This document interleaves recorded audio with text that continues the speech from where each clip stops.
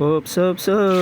Ayaw sa school mga kasando. Basin ganahan ka aning video ha. Kung makatabang kundi sa imo ha, kung saon pagamag chitsaron mga kasando. Mao ni atong proseso sa atong paggama og paglutog chitsaron mga kasando.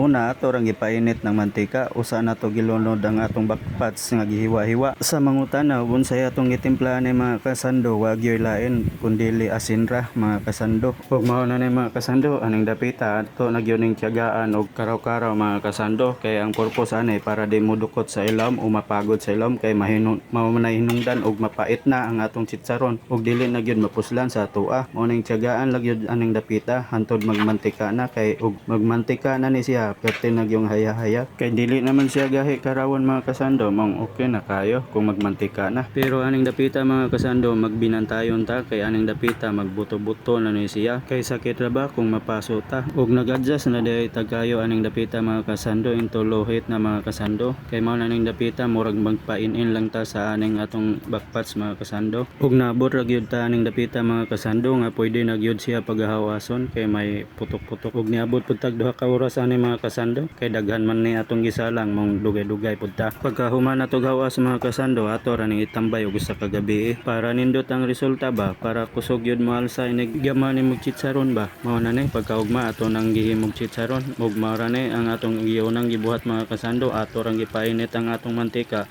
para inigbutang nato sa atong pellets nga gamonong chitsaron, moalsag yun dayon. Ug mao na ni nakita na nimo ug unsa ang resulta kung nakatambay og usang gabi ang atong pagagamong chitsaron. Ug ato ra pud ning pagakaraw-karawon mga kasando hantod mahimog yung chitsaron siya ba, kanang makuha na gyud ang imong gusto nga chitsaron.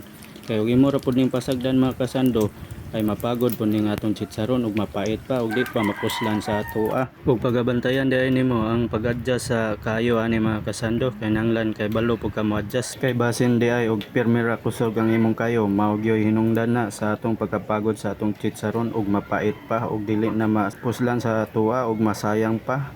Ug mao na ni mga kasando, makita na nimo nga nahimo na yung chitsaron ug makita nimo nga pertig yung alsaha ug nindot ang resulta. Ug mao ra ni mga kasando, daghang kayong salamat sa imong suporta sa pagtan-aw aning video ha.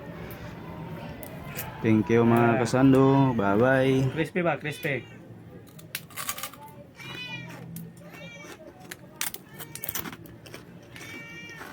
Okay kayo.